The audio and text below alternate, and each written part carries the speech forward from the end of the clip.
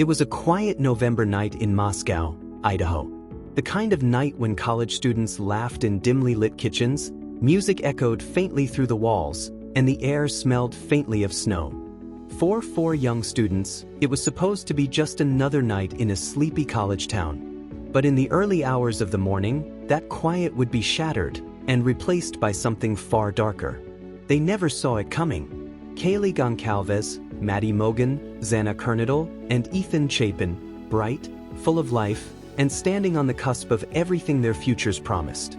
But somewhere in the shadows, someone else was watching. And this wasn't random. What we now know from new court documents and chilling witness statements is that there were signs. Subtle, almost invisible pieces of a puzzle no one thought to assemble. A car circling the block. A figure loitering in the distance. Friends brushed it off. Police didn't connect it, at least not in time. By the time the sun rose over Moscow, Idaho, it was already too late. When the first call to 911 came in, it sounded almost confused, almost unreal, like the caller couldn't believe the words leaving their own mouth. For students, no sign of forced entry, no explanation, just silence and blood. And then came the fear. How could this happen in a place like Moscow? Was it a stranger? Was it someone they knew? And most terrifying of all, was the killer still out there? In the days that followed, the small town became a fortress of police tape, flashing lights, and hushed conversations. Parents pulled their children out of campus housing. Reporters swarmed the streets. Everyone wanted answers. But what they got only raised more questions. Court documents later revealed chilling details. The suspect allegedly stalked the victim's house 12 times before that night. He watched. He planned. He waited. And when the pieces began to fit together, the horror became undeniable. This wasn't just murder. It was obsession. The University of Idaho murders weren't just a tragedy, they were a warning. About how evil can hide in plain sight. About how a predator can blend into a college town until it's too late. And if you think the most disturbing part is over, you'd be wrong. Because the deeper you look into this case, the darker it gets. What drove a man to hunt these students in the dead of night? What signs were missed? And what investigators discovered next will change the way you see this case forever. This isn't just a story about a crime. This is the story of a nightmare that began long before the murders, and one terrifying detail that no one can explain. And it starts right now. Before the blood, before the headlines, before the fear that gripped an entire town, there was normalcy. Moscow, Idaho, was a picture of small-town America. A college town where neighbors waved at each other, where the loudest sound at night was the hum of crickets, and where crime was supposed to happen somewhere else. For the students of the University of Idaho, it was a place that felt safe. Kaylee Goncalves and Madison Mogen were inseparable.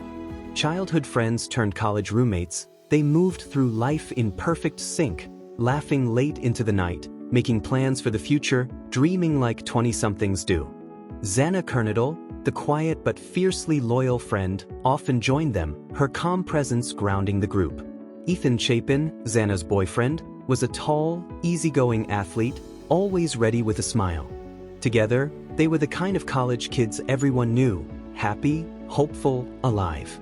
That November, the leaves had fallen, blanketing the streets in burnt orange and fading gold. The air carried the scent of winter coming, but inside their off-campus house on King Road, life felt warm. Friends stopped by. Laughter drifted from the kitchen. Music played. From the outside, it was ordinary. But while the house felt like home, there were cracks in the illusion of safety. Neighbors recalled seeing a white Hyundai Elantra circling the area in the weeks before the murders. Some dismissed it as nothing. Others thought it was a student. No one imagined it could be the beginning of a nightmare.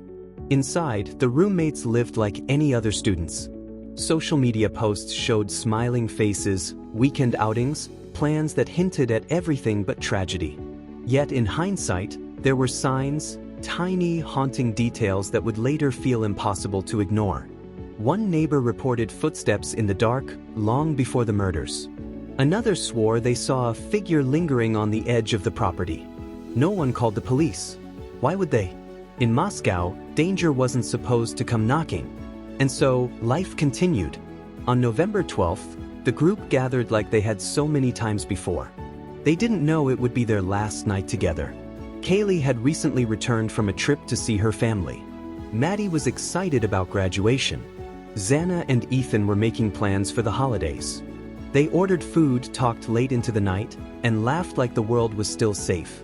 But beyond those walls, the predator was closing in. In the shadows, a plan was already in motion. Every move was calculated, every step rehearsed.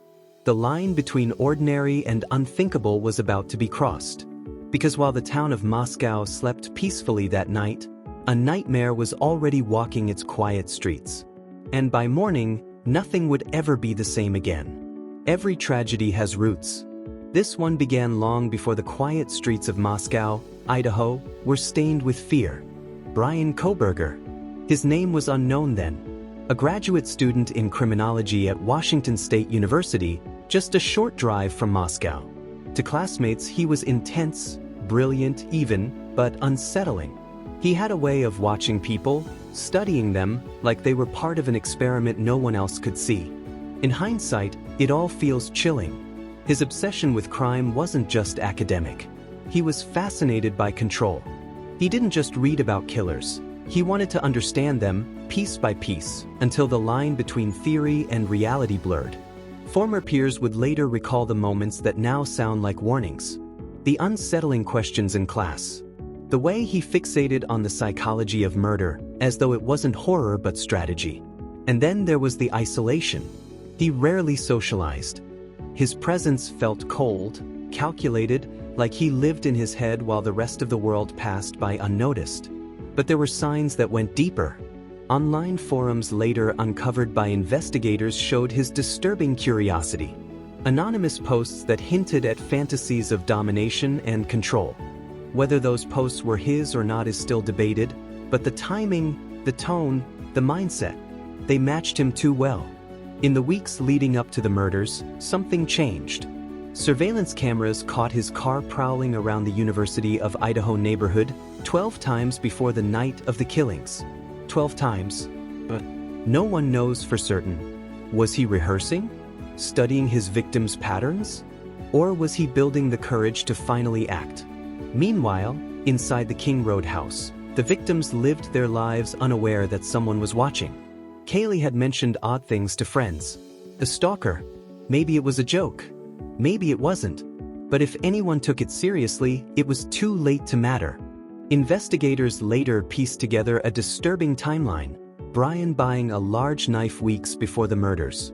Turning off his phone during the hours of the killings. An attempt, perhaps, to erase himself from the digital map. This was an impulse. This was obsession, sharpened into something deadly. Yet the question remains, what pushed him over the edge? Some say it was resentment. Others claim it was pure compulsion. A need to feel power, to turn theory into blood-soaked reality. One thing is clear, this wasn't random. Bryan Kohberger didn't simply snap. He planned. He hunted. And he crossed a point of no return long before that November night. As the victims slept, unaware of the predator circling their world, Bryan Kohberger was already gone, lost to a darkness only he seemed to understand. And soon, that darkness would step into their home. It was the early morning hours of November 13, 2022. The King Road house sat in silence, perched on the hillside in Moscow, Idaho. Inside, 6 students were asleep, safe, or so they believed. But outside, a hunter moved in the shadows. Bryan Kohberger's white Hyundai Elantra was caught on a security camera driving past the house. Twice.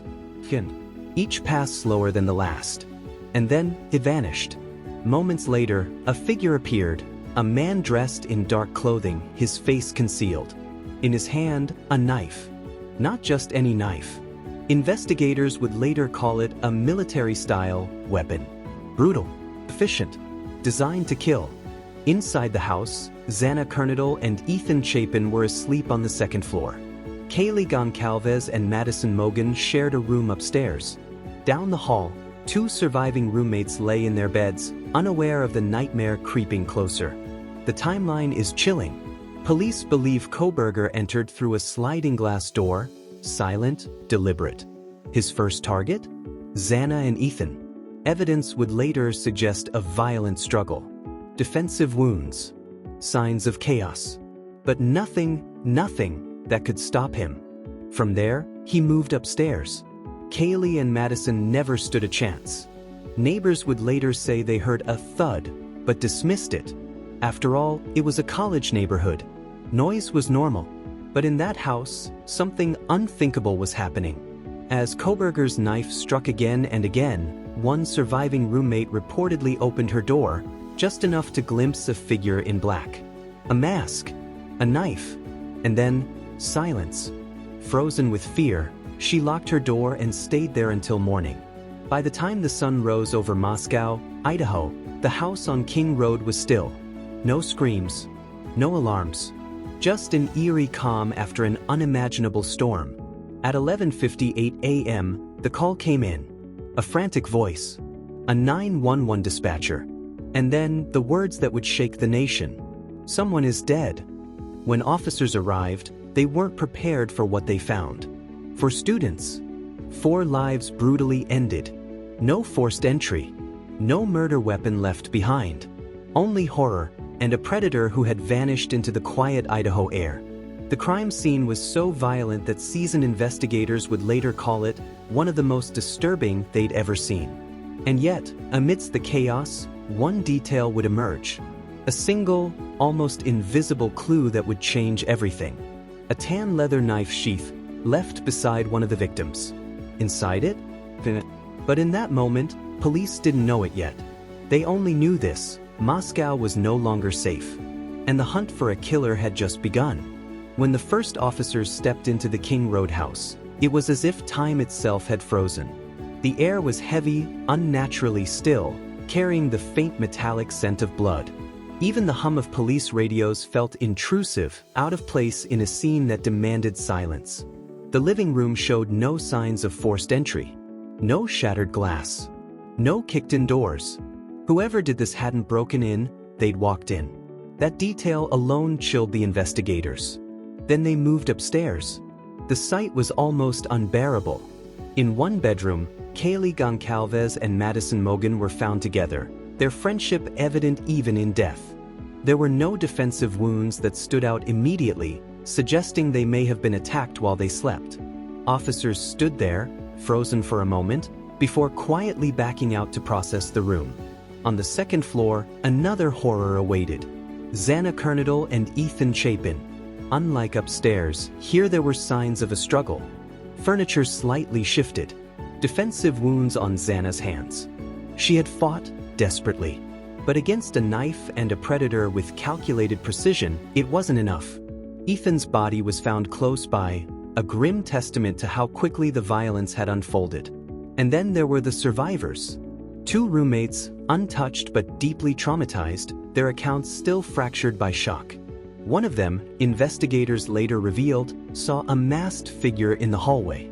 She described him as athletic, dressed in black, and wearing a mask that covered his nose and mouth. She froze, then locked her door. That small act, pure survival, may be why she lived to tell police what she saw. Crime scene technicians began their meticulous work. Blood spatter patterns, fingerprints, hair strands, anything that could tell them who had done this. But for every piece of evidence collected, 10 more questions emerged.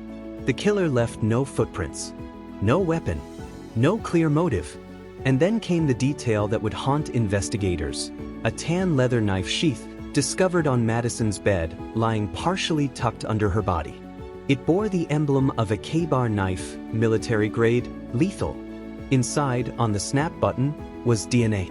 Whoever left it had made a single, fatal mistake. Outside the house, yellow police tape cordoned off the area. Neighbors gathered, whispering in disbelief. Reporters swarmed the scene, their cameras flashing like lightning against the pale Idaho sky. Parents gripped their children tighter. Students left town in waves. The once quiet college town of Moscow was now a place of fear. The King Road house, with its off-white siding and string lights still hanging from the balcony, was no longer a symbol of student life. It was a tomb. And as investigators secured the evidence and carried the victims out one by one, a grim truth settled over Moscow. This was not a random act of violence. This was targeted, and the killer was still out there. By dawn, Moscow, Idaho was no longer just a college town. It was a crime scene draped in fear. Police cruisers lined King Road. Yellow tape wrapped around the house like a grim warning, keeping the curious and the terrified at bay. At a hastily arranged press conference, law enforcement delivered the first official words. 4 students have been found dead. We believe this was a targeted attack. There is no ongoing threat to the community. But their words didn't match the reality on the ground. Students packed their cars and fled. Dorms emptied. Parents arrived in panic, pulling their children out of town before finals could even begin. Moscow, a town that prided itself on its small-town safety, was suddenly gripped by an unshakable dread. The media descended almost instantly. Satellite trucks parked outside police headquarters. Headlines screamed, "College Town Massacre," "For students slain," and "No suspects, no weapon." National networks broadcasted aerial footage of the King Road house on a loop, while social media became a breeding ground for rumors. One theory after another flooded online forums. Was it a random killer? A vengeful ex? A stranger passing through?